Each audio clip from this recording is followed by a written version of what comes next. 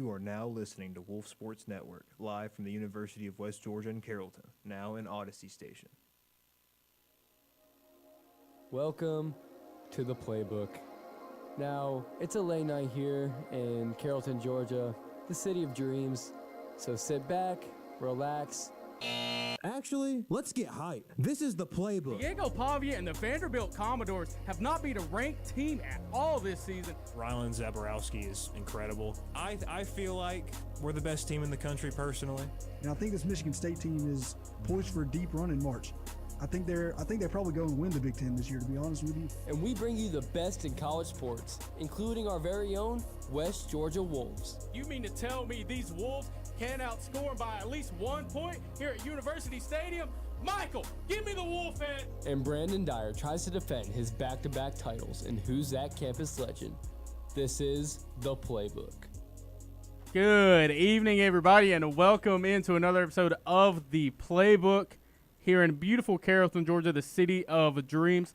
And around me today, I have the best cast that I could have asked for. To the right of me, we have JT Groves. Across from me, we have Michael Miller. And to the left of me, as always, on board, Mr. Aiden Abey. Now, we have a special show lined up for you guys today. We're going to get into some North Dakota State basketball, so the North Carolina and Duke game that happened over this past weekend, and some West Georgia sports that happened over the past weekend. But before we get into that, I've got to let you guys know that the UWG Wolves softball plays Jacksonville State on Tuesday, February 24th, the same day as our first ever Spirit Night here at Wolf Radio and Wolf Sports Network.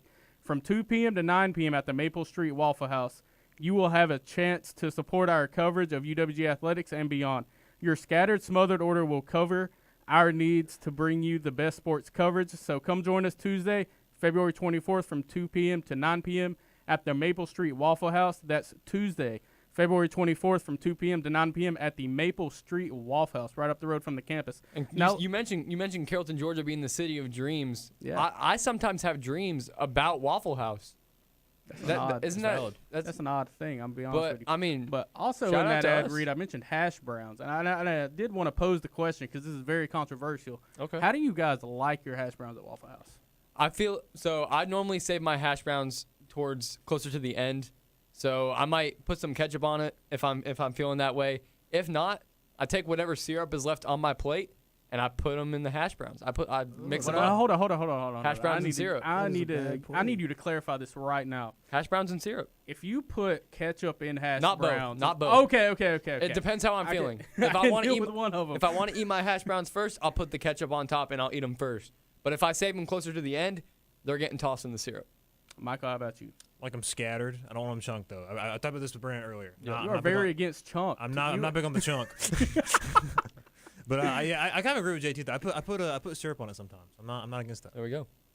How about you, Aiden? Guys, I'm forgetting the words right now. I'm not good at the phonetic alphabet of Waffle House, but Come I get them on, with the man. chili and the cheese. The chili and the cheese. What? He gets the birch chili. Birch chili is He good gets stuff. those things. I think it's called topped. That is Topped?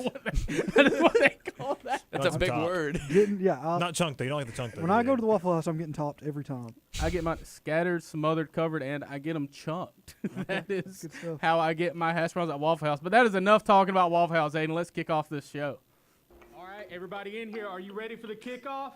I said, are you ready for the kickoff?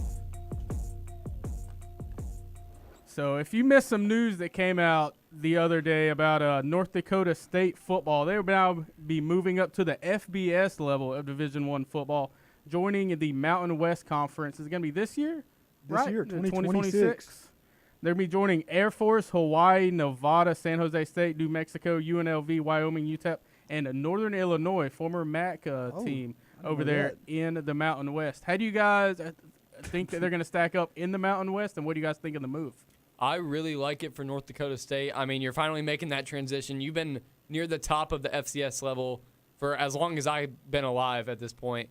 You might not have had the ending you wanted to last season, but you've consistently been at the top, and I think it's a great move for them. I think they'll compete well. North Dakota State is finally moving away from South Dakota State, those two teams that have always been near the top. But I like this move for them. I think they'll compete well. What do you think about it, Aiden? I mean, yeah, they've won 10 of the last 15 national titles at the FCS level. it was time to make the jump. Their basketball programs made huge leaps over the last couple of years too. Well, they're only moving in football. That's the only sport that they're going to be moving. I'm sorry, I didn't mention that. Hand up. My Hand bad. up. I had My not bad. read the That's full on me. I did not read the full press release. That's on me. Yes, That's it on is me. only football, you guys. Okay, football only. Still, that's where they've really been making their hay. 10 of the last 15, as I said. It's a bad news for Boise State, who's really been dominant in the Mountain West Conference over that same 15-year period that North Dakota State's won all those national titles. Well, see, Be now good to they're see. going in the Pac-12. Dude, everything's changing so everything's fast for me. changing, My I'm telling brain you, can't yep. keep up with everything that's going on right now.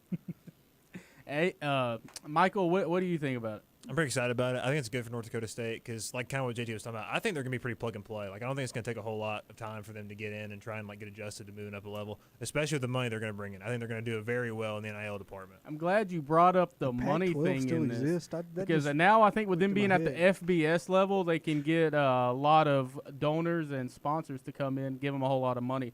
And there's a whole lot of oil up there in North Dakota. the Badlands. And I think that that's going to just lead to them having a huge pouring of NIL funds when it comes to bringing in players. And I do like what they did because they're really testing out the waters of the FBS because this is only a one-year contract. This is only for 2026. And if they can manage to compete, they'll earn their spot. This is a you earn your spot if you do well this season. If you don't do well, you might be heading right back down to FCS level. they Oh, I better think not. they can No, earn their they're not. spot. I think they're they. not I think they. Not gonna lie. I think they 100% can earn their spot. But is- if some reason you have a bad season, this is only a one-year deal, so you got to make this season count. I think this is honestly more North Dakota State testing out the FBS than it is the FBS testing out North Dakota State. Like, I feel like for them, like, they've just ran that league for so Yeah. long. They've been the Alabama of the FCS for, like you said, like, our entire lives. So I think for them, it's kind of like, can we compete?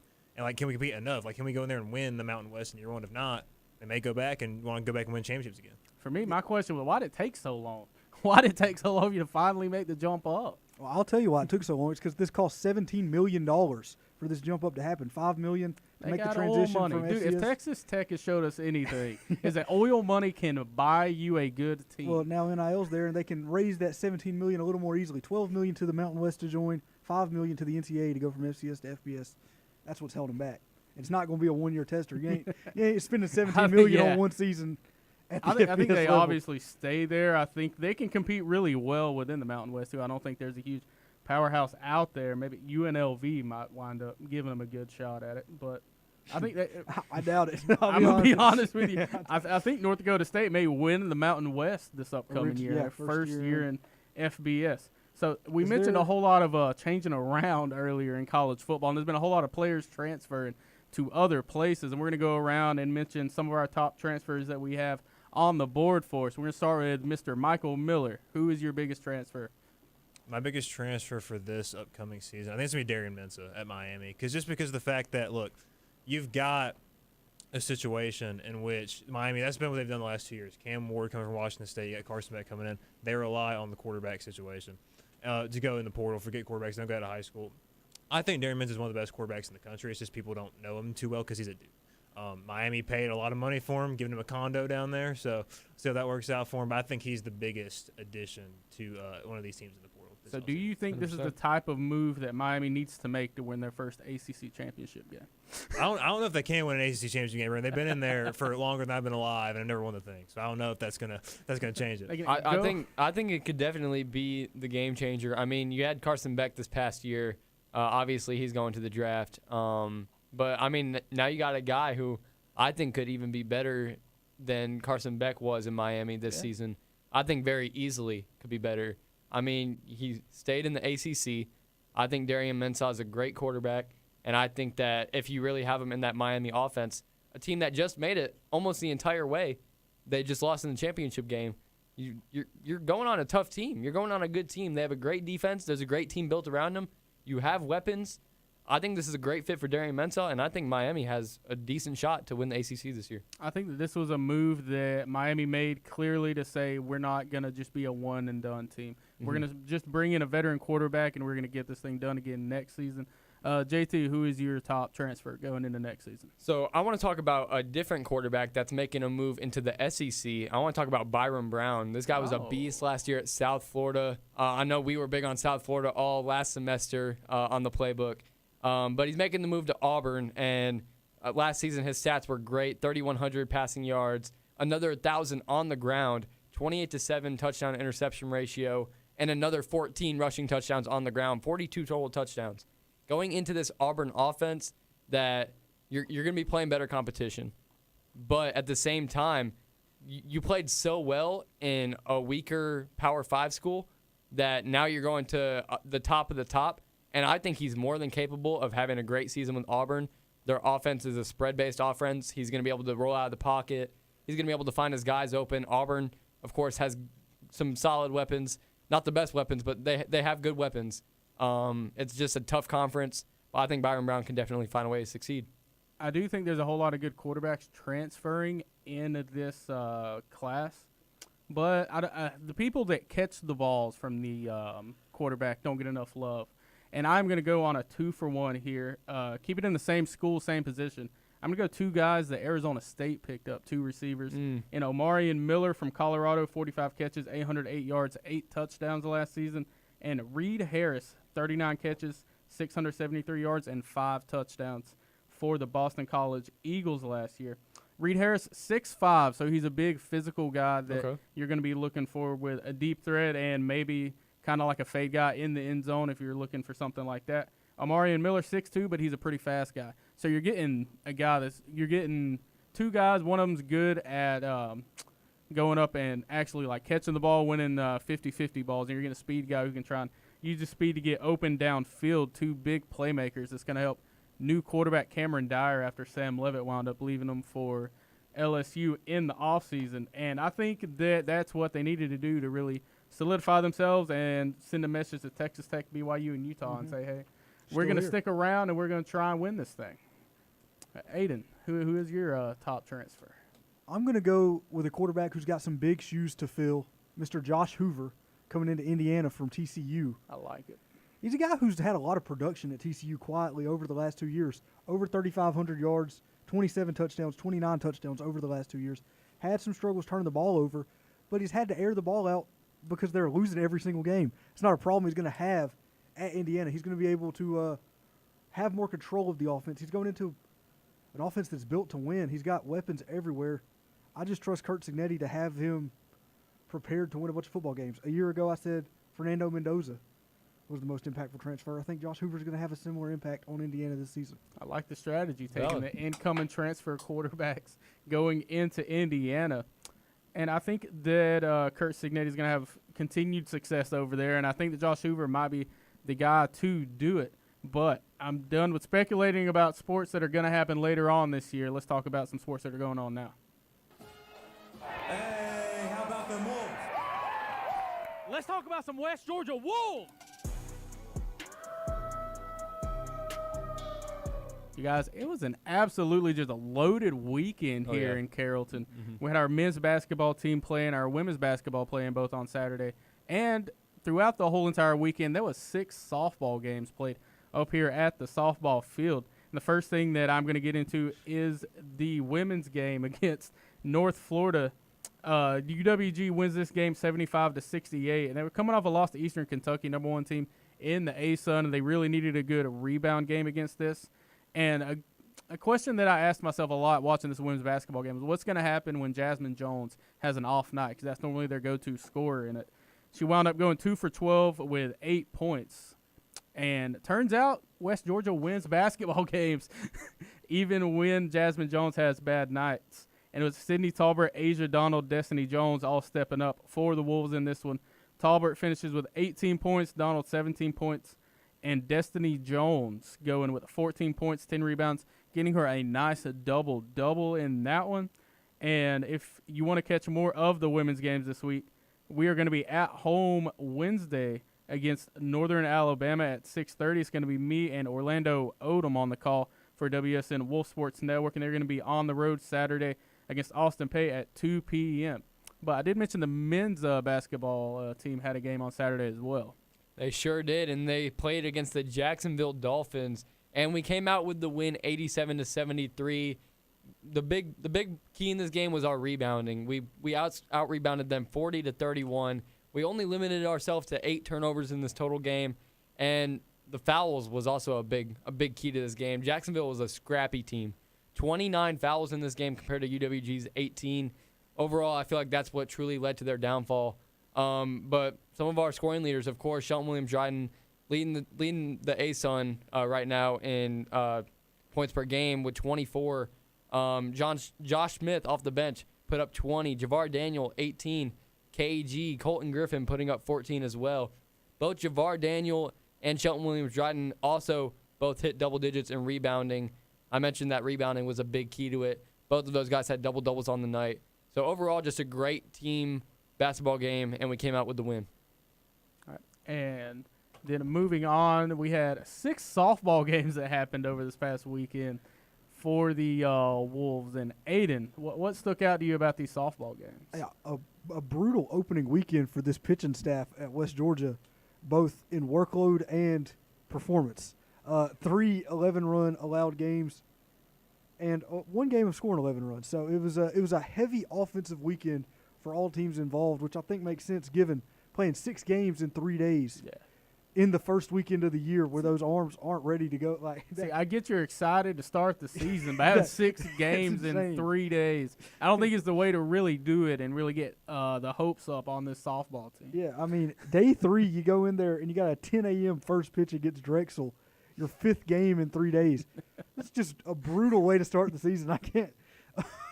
I will say we competed really well in that Georgia State game, though. It was tied 6-6 going into the 7th inning, and then Georgia State winds up scoring 5 runs. Yeah, run out of arms in there in these insane slate of weekend. Insane slate on opening weekend. What a tongue twister that was. I think what Aiden touched on right there with the pitching staff is kind of my biggest takeaway, because last year, we really struggled as a softball team last year, and it was not a very good team at all, and it really was because of the pitching. And we had a good offense last year, but the pitching was not there. Obviously, when Aiden was talking about you play 6 games in 3 days, you're not going to be well rested when you get to Sunday, right? You're going to have a lot of arms that have been working really hard all weekend. But even like that, that second game we played against Austin Peay, you're allowing 11 runs. You beat Bellarmine on Saturday, but you let 5 runs in a win there. So it's just those situations where you're letting up 11 runs, 5 runs in games. The best game was a 3-run. You allowed 3 runs in that first game, which is good. But then it kind of fell off after that point. So. I think this team is better than it was a year ago, just off of the little bit that we got to see from this weekend. But I do think the pitching staff is still one of the bigger problems. Yeah, I don't think we actually mentioned the record over the weekend. It was 2-4 on the opening weekend. Just want to get that in there. I don't think anybody actually said what the record was on the games. Now, do we think that this is something that we need to be concerned about at all? Was this just the instance of playing 6 games in 3 days and the pitching staff just couldn't hold up with it, or is this pitching staff actually going to be like a problem for the Wolves this season? Now, it might not sound like it that we started out 2-4, but I think this was actually good for the Wolves. I think it's really showing us what our weakness is. It's the bullpen. It's having the arms actually well rested. And so you start out strong. You play games back to back to back, 6 games over this past weekend. I think that is great that now we have some time to rest those arms and really work on what we need to work on leading into the majority half of the season. I really do agree, and you can catch your West Georgia Wolves softball team right back at it next weekend with another tournament. Aiden, who are they going to be going up against this one? They're going over to Spartanburg, South Carolina, playing at South Carolina Upstate in a tournament. They'll have back-to-back nights of doubleheaders once again with Youngstown State and the host of the tournament, South Carolina Upstate. Yeah, and Wolf Radio and Wolf Sports Network are proud to boost literacy rates with our pre-K book drive. Our ongoing book drive will provide a new or gently used book to every child at UWG's Pre-K Monthly. Give today by visiting thewolfUWG.com/book drive. Together, Wolf Radio and Wolf Sports Network will make a brighter future. Visit thewolfUWG.com/book drive. Live from Carrollton, Georgia, you are listening to The Playbook, your home for all things college sports. Only on Wolf Sports Network.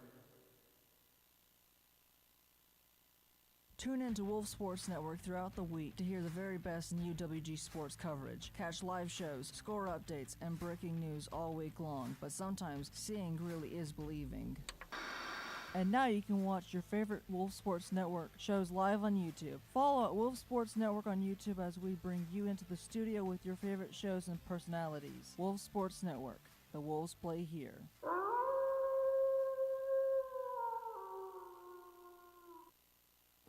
What's up? This is Parker Andell, and I'm the newest voice of Sports Out of Pocket. Step into Lucky Season 7, where the odds are in our favor. Crazy insights, hidden stories, and conversations that will pay off every single time. With a fresh season and a fresh voice, Lucky Sevens is here. Tune into Sports Out of Pocket every Wednesday at 6, only on Wolf Sports Network. It's a new semester here at West Georgia, and that means a brand new season of Sports Out of Pocket. I love Jameis Winston to death, but look at the guy. Like, come on, that's not the veteran quarterback that I want to be. He's a locker room guy. They got Jonathan Taylor back there. It's like having Saquon, just a little bit worse, but it's like having Saquon. Tune into Season 7 of Sports Out of Pocket every Wednesday at 6, only on Wolf Sports Network. Get ready to hit the jackpot. Sports Out of Pocket is back for Season 7. The Lucky Seven's final season with me, Jackson Voles. From wild debates to the boldest takes in the game, Jackson is going all in for his final run. 7 seasons, 1 final spin. Don't miss it. Catch Sports Out of Pocket every Wednesday at 6, only on Wolf Sports Network. When you look good, you feel good. When it fits good, you feel good. Now, you can rep your favorite college station with our brand new merch store, powered by Osier Apparel. Visit the wolfuwg.com and click About. Scattered, Smothered, covered by Wolf Radio at our Spirit Night, February 24th from 2 p.m. to 9 p.m. at the Maple Street Waffle House. In person or to-go orders will help support our shows, podcast, and digital content. So be an all-star and order an all-star at the Maple Street Waffle House on February 24th from 2 p.m. to 9 p.m. That's 2 p.m. to 9 p.m. February 24th at the Maple Street Waffle House. Let's go. Dunking on them like they're tendies in some barbecue sauce. Oh, my! It's time for halftime hoops.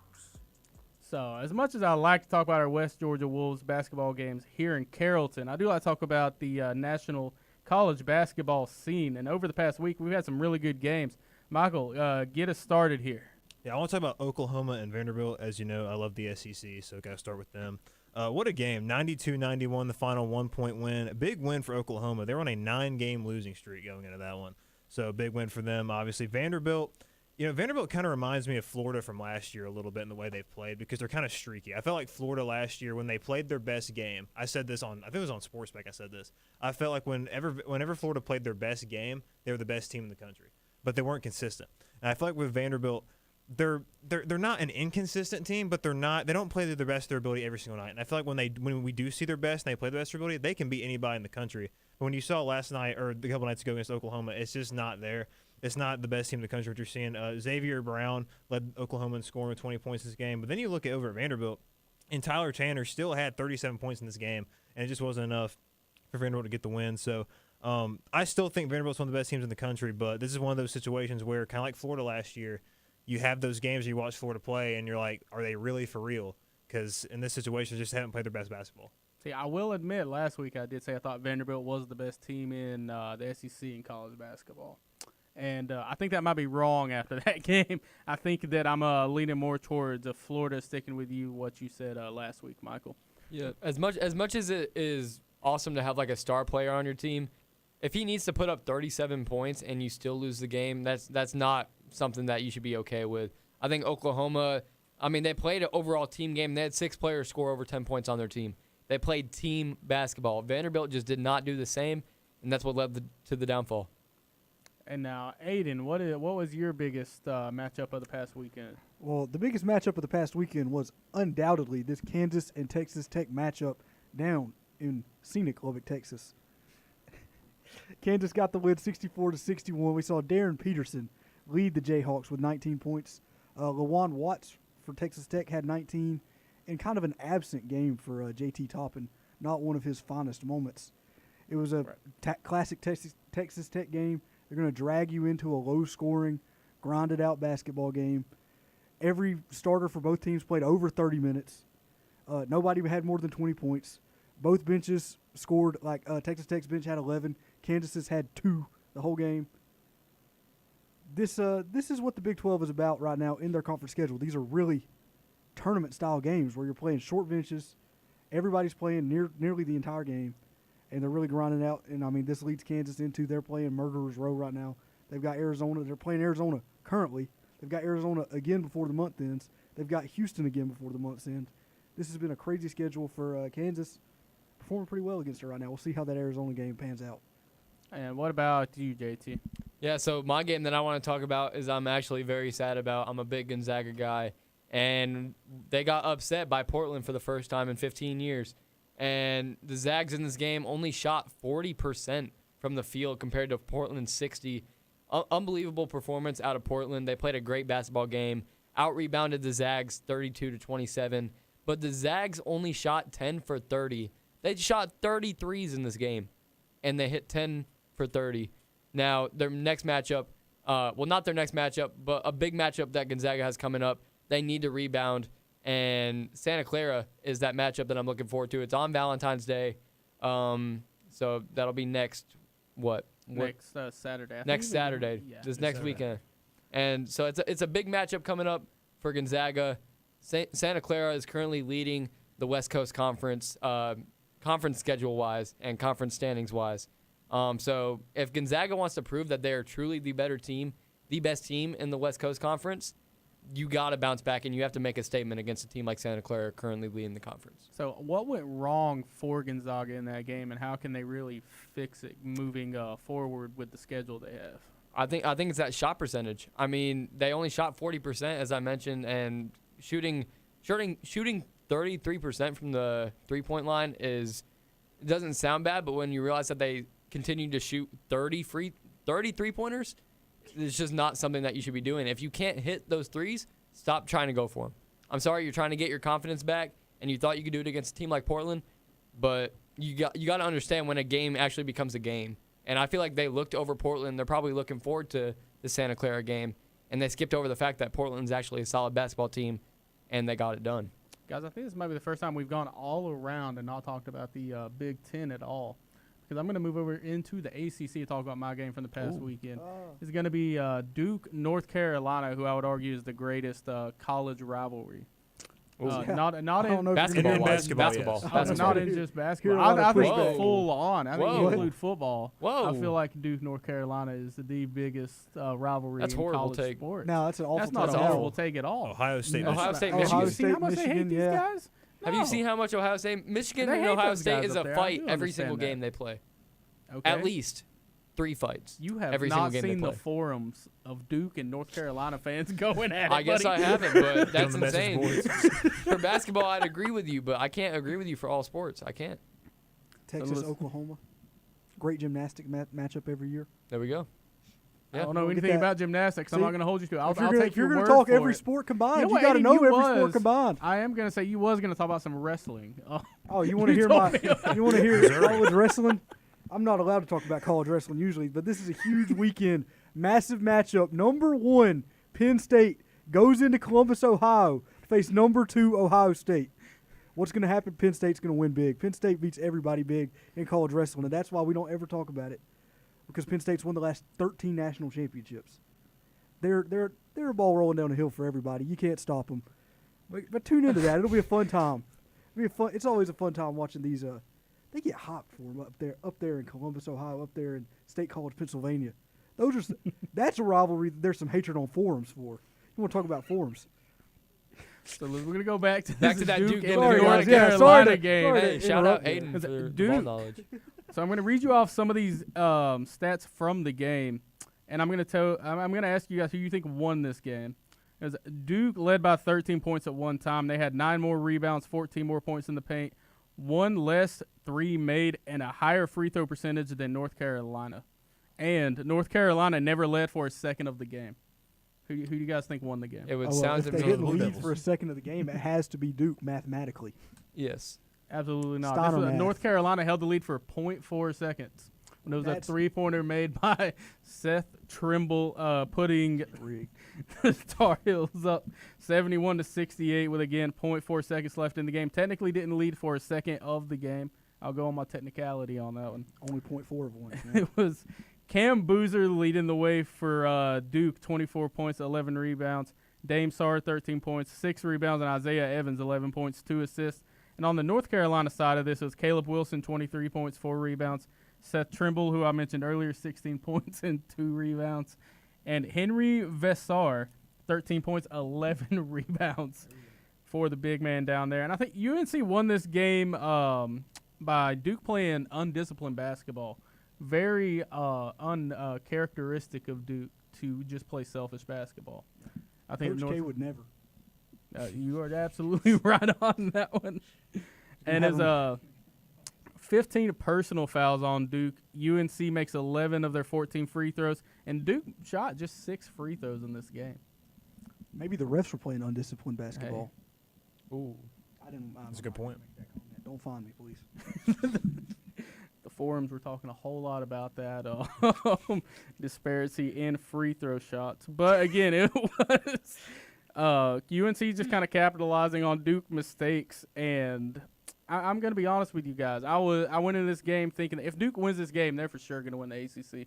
I think UNC was the only team that was going to even hold a candle to Duke within the ACC this year. But after that game, do you guys think that maybe Duke doesn't even win the ACC this year? No, I think Cam Boozer's pretty unstoppable. I think Duke, as you said, it took the entire UNC lineup and the referees to beat Duke in this one. I don't think UNC gets bailed out as much next time. They got to go up against the Blue Devils. Yeah, I'm gonna have to agree with that. I just think that Cam Boozer is way too good of a player. He's not gonna let his team fall like that every so often. He's going to finish out the season strong, and I mean they have a game on Valentine's Day against one of the other teams near the top of the ACC in Clemson. Now don't overlook that Pittsburgh team, but focus on that Clemson game even more because those are two teams that are right at the top of the ACC. Cam Boozer is going to have a great game against Clemson, a really tough team. I think they can get it done, though. And I completely agree. I think Cam Boozer's insane. I think Duke's still the best team in the ACC, and they're going to win the ACC title in football and basketball this year. That's a wild statement. But I think that Duke is still the favorite in the ACC. I think that maybe it's a one-possession game against North Carolina, though. I think maybe Clemson sneaks in there. I don't know. I was big on Clemson last year when it came to the tournament Clemson's time. having a great season so far. Clemson sold on me last year, so I'm a little salty about it. And I've got Virginia Tech in wrestling getting it done over NC State. A couple of great programs, both in the top 10 right now. Well, we're talking about Duke being the top team in the ACC, but I do want to talk about the top team in the entire country, the Arizona Wildcats. I think by far right now the best team in college basketball. If March Madness were to start today, would you guys take Arizona to win this thing, or would you take the field? That's a tough question. I don't know because I still don't know if I'm too confident in Arizona come March. I think that Arizona – I said a week or two ago that Arizona wasn't the best team in college basketball. I said Michigan was, and I still kind of believe that. I think Arizona is still a great team. I mean, they haven't lost a game at all this season. I think they're bound to lose a game or two by the end of it. And I think that Michigan still is somewhat of the better team. And I don't think Arizona has what it takes to make a deep run come March because then you're playing great competition. Like, don't get me wrong, you're playing great competition throughout the season, but you're playing even tougher competition. You're playing the best of the best. I think Arizona's bound to slip up. I mean, it doesn't get tougher than playing the Big 12, and they're undefeated in it right now. Well, they could be playing in the Big 10. But the Big 12 is fun, though. Yeah, but the Big 12 is better because they have fun teams, and, it's good to watch. I would consider that, did you, Brandon? I would say Arizona hasn't gotten near enough into their Big 12 slate, and there's actual tough teams to be able for me to look at them and say definitively, yeah, they are absolutely going to win March. Okay, well, give them a week because right now they're beating Kansas. Yep. They got Texas Tech. Tech. Close, though. It's close. They do have Texas Tech, BYU, Houston, Kansas, and Iowa State within their next 8 games. So they're going to run into a gauntlet. And if they can get through that gauntlet unscathed, then I'll give them their credit if they can manage to escape this undefeated. But I can go as far as saying they might even lose tonight to Kansas. Yeah, unfortunately, they won't get through this unscathed. I think they're going to drop probably 2 or 3 of these games. I don't have a lot of faith in this Arizona team, even though I was just playing some devil's advocate and saying some things that I don't necessarily believe about how good Arizona is. I do believe the Big 12 is the best conference, but I don't think Arizona is the best team in the conference. I think hold up now. I think that is going to be the beautiful Houston Cougars. Ooh, I'm a big Houston guy. I like that take. I'm a big Houston guy. Yeah, I would take the field just because of pure math. Like I feel like the sport, like the sport is like so. I feel like March Madness is so unpredictable. I feel like that's just the best decision. Yeah. I still like a lot of other teams too. I like UConn. No one's talking about UConn. I still like UConn. That is a great take from Mr. They're Michael sitting there Miller. at number 6 right now. I'd say Michigan. I think Michigan is their biggest threat right now. Well, no, No? I don't like Michigan either. I'll be honest with you. I'm going to back I will say the national champion will come from the Big 12. That is a take that I'm willing to back up. Will it be Arizona? Possibly. I guess we'll Potentially. find out later. And speaking of later, Potentially. there's West Georgia Wolves, a baseball team, is going to get their season started this weekend. So let's get into some West Georgia baseball. Grab those peanuts and Cracker Jacks because it is time for the 7th inning stretch.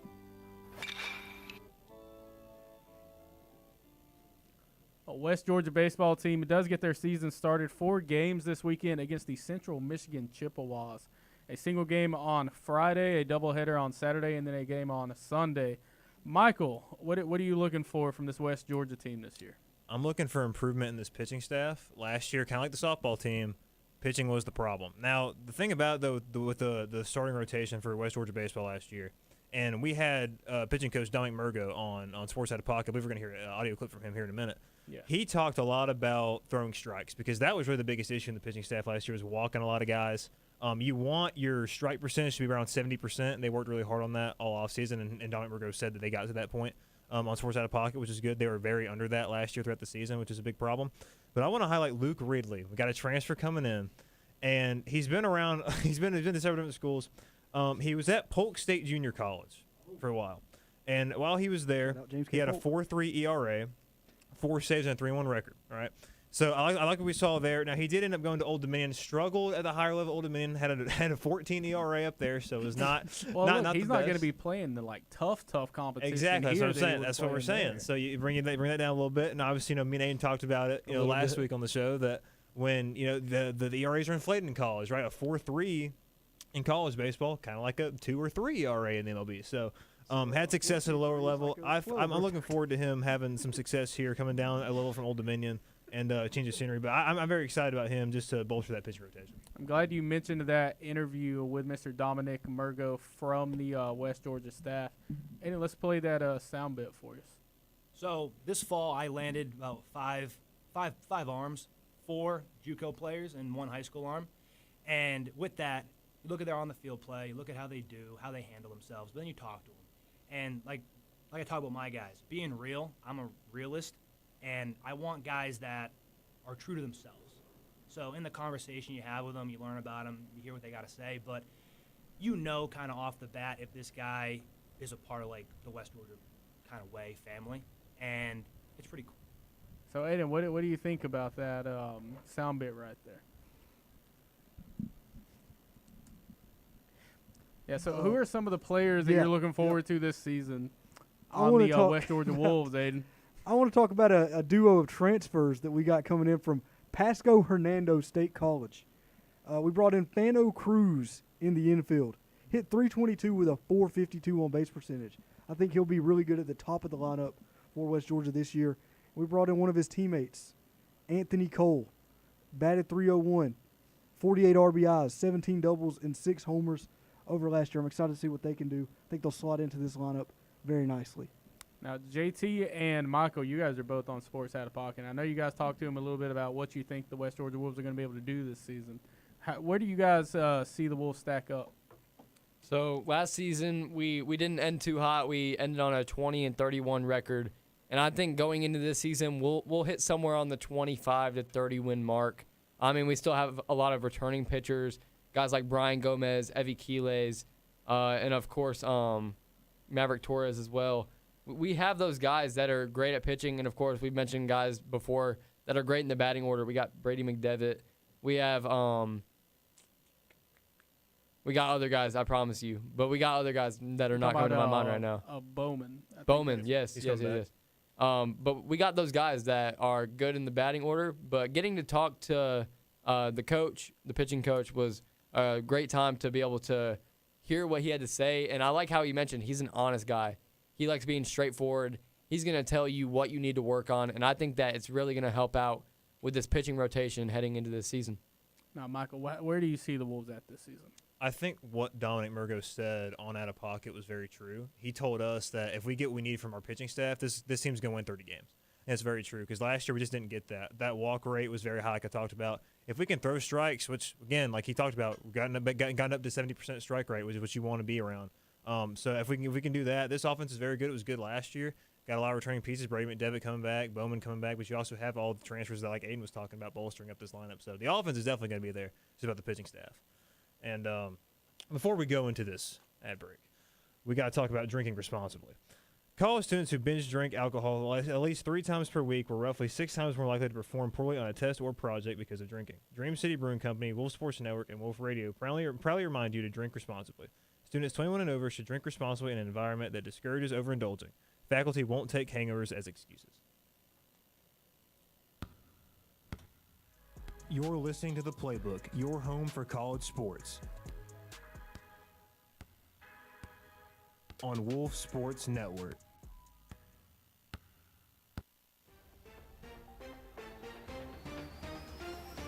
Sports Pack is here for you, providing all the West Georgia sports content you need to stay in the game. Tune in to Wolf Sports Network every Monday and Thursday from 6 to 7 p.m. so you never miss a beat as the crew takes you through the wild world of UWG sports, while also keeping you updated with your local Atlanta teams as well. Don't miss out. Sports Pack every Monday and Thursday from 6 to 7, only on Wolf Sports Network. From West Georgia to the heart of Atlanta, sports don't stop. So neither do we. This is Sports Pack. Sharp takes, big highlights, and coverage to keep you locked in until the final whistle. Tune in from 6 to 7 on Mondays and Thursdays to hear what the crew has to say about your favorite team. Sports Pack, only on Wolf Sports Network. The Wolves play here. From the court to the diamond, Sports Pack has you covered. That's right, folks. The new semester brings an all-new season of Sports Pack, where every Monday and Thursday from 6 to 7, the crew will take you through everything UWG athletics. We're talking men's and women's basketball, baseball, softball, and everything in between. You don't want to miss it. So be sure to tune in every Monday and Thursday from 6 to 7 here on Wolf Sports Network. The Wolves play here. April 9th, 2026.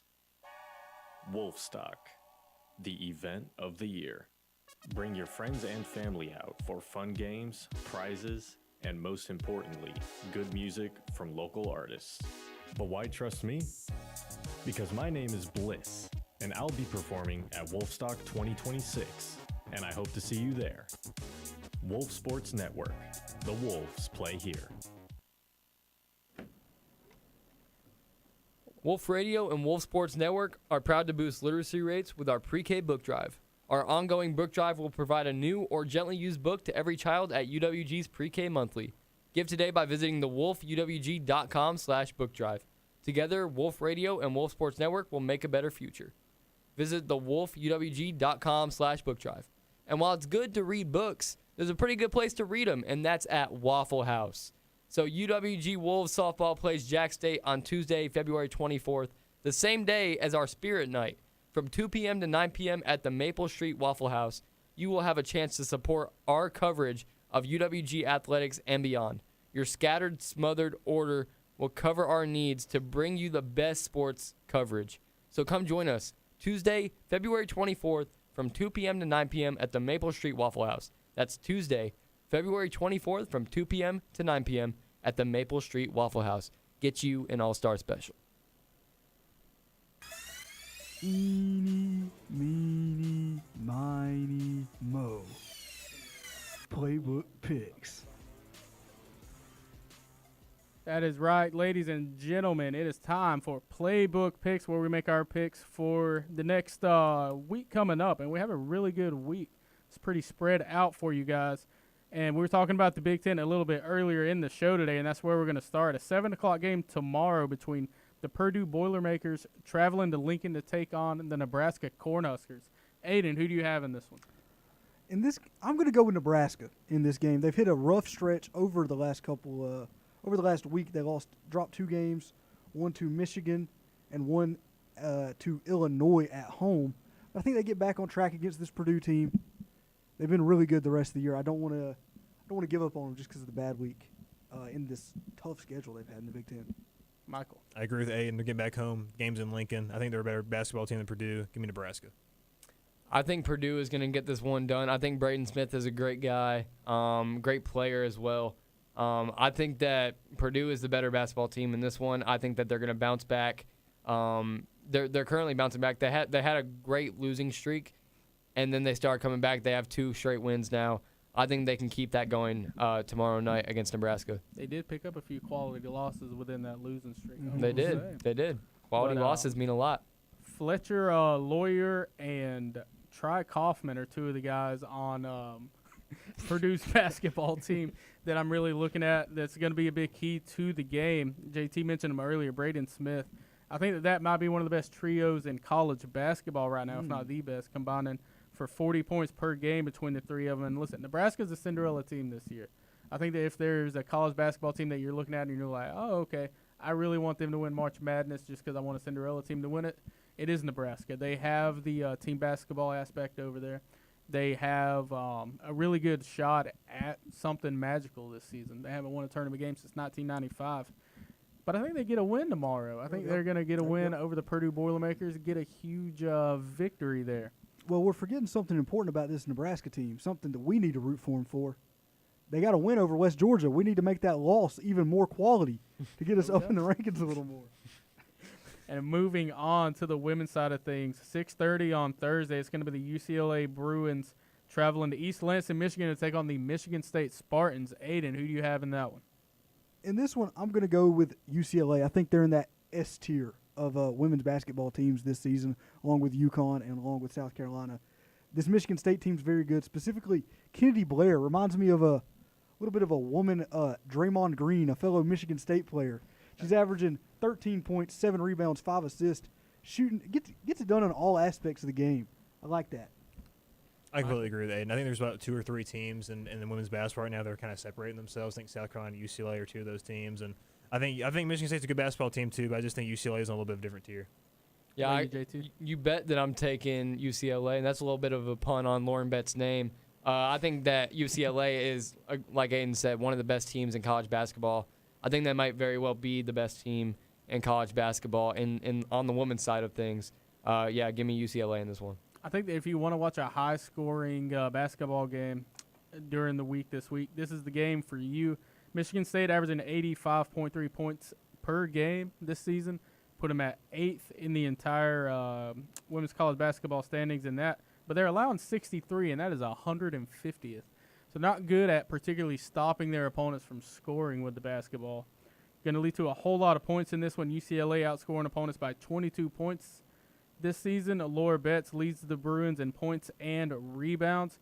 Grace Van Sluten leads the Spartans with 15 points per game. And I'll be honest with you guys, I like the Spartans in this one. Okay. I have a soft spot for Michigan State when it comes to basketball on both the men and women's side of things. I think Kimberly Blair winds up getting it done at home. And we will stay in a women's college basketball for a 6:30 game on Saturday between the South Carolina Gamecocks and the LSU Tigers. Aiden, who you have in this one? Okay, well, I did just say South Carolina was in that S tier of women's basketball teams, but they're in the lower part of the S tier compared to UConn and UCLA, who I think are the unbeatables. South Carolina showed that they struggle sometimes. They've lost a conference game, which neither of the other 2 teams have done. And this LSU team, I think, has the ability to put it together in a big game. The ESPN matchup predictor has them favored to win. Who am I to go against that math? Give me Flau J. Johnson and Kim Mulkey leading this LSU team past South Carolina. Are you, Michael? Yeah, I'm going against ESPN. I'm not picking against South Carolina. Oh, man. I think South Carolina is in that tier. Again, I would grant they are the worst of that tier that you mentioned, but I do think they do still belong in that tier. I like South Carolina. Yeah, I'm going to have to agree with Aiden on this one. I think South Carolina is definitely up there. Both of these teams are up there. This might even be the game of the weekend. But LSU having 96 points per game compared to South Carolina's 88, I just think that LSU is a better top team than South Carolina is, and I think that they get it done, especially in Baton Rouge. I think you guys explained it perfectly in the fact that South Carolina's in that S tier, and just below them is that A tier that includes LSU. Maybe the biggest women's college basketball game of the regular season this season. Dawn Staley at number 3 with the Gamecocks. Kim Mulkey, number 6, has the Tigers up there. I think it's going to be a tough game inside the paint, and I think I trust the Gamecocks more than I do the Tigers in that aspect of basketball. But it's time for our biggest game, perhaps of the weekend. It's going to be Texas Tech traveling to take on the Arizona Wildcats. Aiden, you told me the Big 12 was fun earlier. Prove it to me. Well, I think it's pretty well proven the Big 12 is the best conference in basketball due to the fact we keep having them as the main event on Playbook picks. That doesn't happen by accident. And in this game, I'm going to go with the upset. The Big 12 is fun. Give me the Texas Tech Red Raiders going to Arizona and getting a signature win. They've really been searching for it. They have been bad against Quadrant 1 teams this year, searching for a huge statement win. I think they get it finally. JT Toppin averaging a 20-point double-double. I think he's going to have him a great night and get it done against Arizona. How about you, I Michael? agree with Aiden. I'm going with Texas Tech, too. It's just I don't know what it is. It just feels like this weekend Arizona's going down. I don't know what it is. It just feels that way. I think Texas Tech is a very good basketball team, very capable of doing it. I think they get the win. And I agree that Arizona is going to go down at some point. I mean, their next 7 games we mentioned are six of them are ranked games. And so the only one of those not being ranked is Baylor. And the current game that they're playing right now, it might be the game that I think they lose. I think they do end up beating Texas Tech. I think they're going to lose tonight, and I think they're going to have a bounce-back game against Texas Tech. So give me Arizona in that one. I think Arizona is undoubtedly the best team in college basketball right now. Best start in Big 12 history at 23-0. Texas Tech has the best player in college basketball, though, in my opinion, in Obi Toppin. I think that Texas Tech has looked shaky lately, losses to Kansas and to UCF in their last 3 games before this.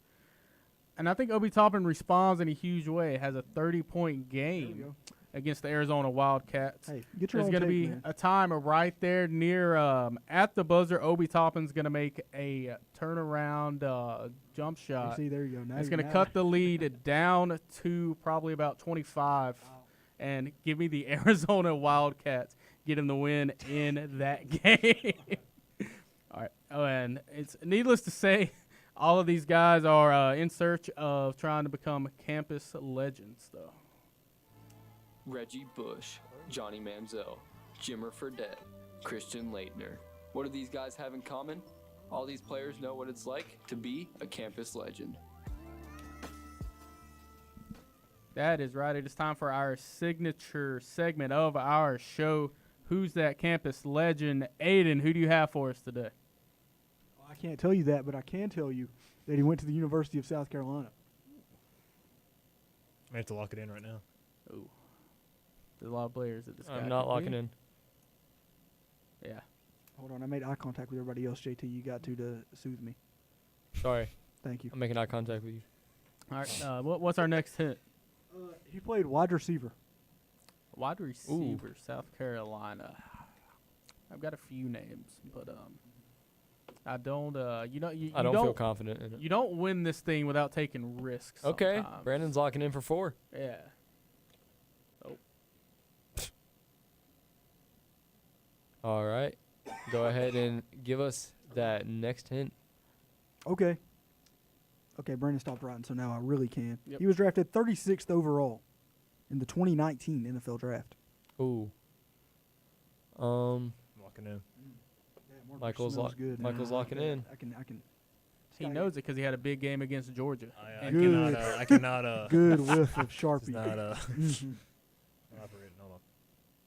Oh, JT, did you lock in too? I did not. I did not lock okay, in. well, I've not written anything yet. This guy does not know ball. I guess not. All right. Next hint, please. He's played for San Francisco, and the Washington Commanders. Oh, okay. I know who it is. I got this wrong. I know I got this wrong. This guy does not know ball. All either. right. Michael Miller's the only man who knows ball, I know believe. ball. All right, you guys can go ahead and reveal. I'll tell you who's right and wrong. Debo Samuel. I had Alshon Alshon Jeffrey. That's We an take old head risks. take right there. Michael take locked in risks Debo for here, Samuel man. is the correct answer. We take risks I here. don't know why he was on the mind, but he was. Thinking a lot about Debo Michael, we Samuel are going to today. go over to you next for your campus legend. I will tell you, he went to Auburn University. Oh. Not the University of Auburn. It's a good Okay, distinction to make. got you. You can keep going. We're not Yeah, guessing. I can guess on that one. Nobody's All right, guessing yeah, on all that. right. He was the 43rd overall pick in 2018. Ooh. What position did you say it was? Oh, he's a running back. I should put that. I you just skipped that. My bad, y'all. Okay. 2018. Oh, I think I know who this is. 2018 Auburn running back. 2018. Don't look at my guess, Aiden. What's this dude's name? This is the name that I'm struggling to remember. Here you go, Aiden.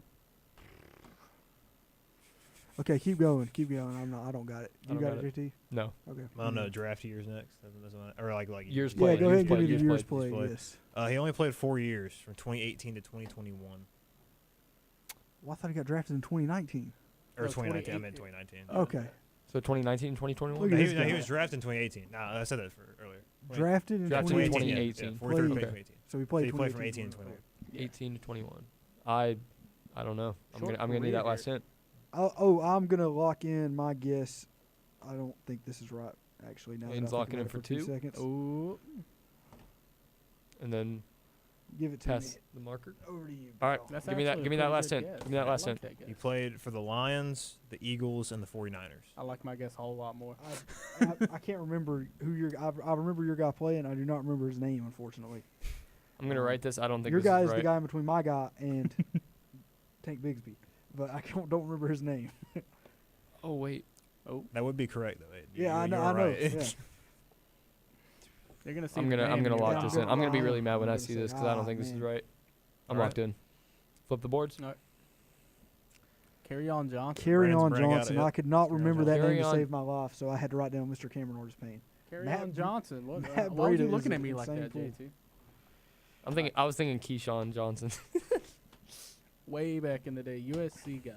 USC Brandon, how wide many points receiver. was that for you? That was 3 points. 3 for me. points for Brandon. All right. JT, who's going to be your campus legend? That was a good campus legend, Michael. All I right. want to give you your props. My That was a good player's one. college Good one. is UCLA. Oh. No guesses, no locking in. No, I don't think I'm going to guess. Running back. UCLA running back. Oh, you know, I'm going to lock in here. All right. I'm going to lock in. I think I got it. Pass the marker over. I think I got it. Brandon is locking in. Hurry up, Brandon. Any- hurry up. We're on a time crunch here. Any day now. You Yeah, hurry up. we're- Any day now, Brandon. You hurry up. The next hint. He was 60th overall in 2006. Oh man. I feel very confident about my Oh, answer. no, here. this is not I good love news. this. Y'all get back to my era. Do we need the now. next hint? Yes. 2006 to 2014. I Okay. love this. The two teams, the Jaguars and the Raiders. I love Okay, this. I got to guess. I love at it. this. Aiden is locking in. Yeah. I love playing with this guy in Madden. I played with the Jaguars a whole lot in Yep. early 2010s. I believe. Yeah. I believe I had a decent guess there. We'll see. Is Michael liking to lock in, or is he just gonna leave it I mean, blank? I'll lock Let's in, but see. I'm not gonna. I don't know.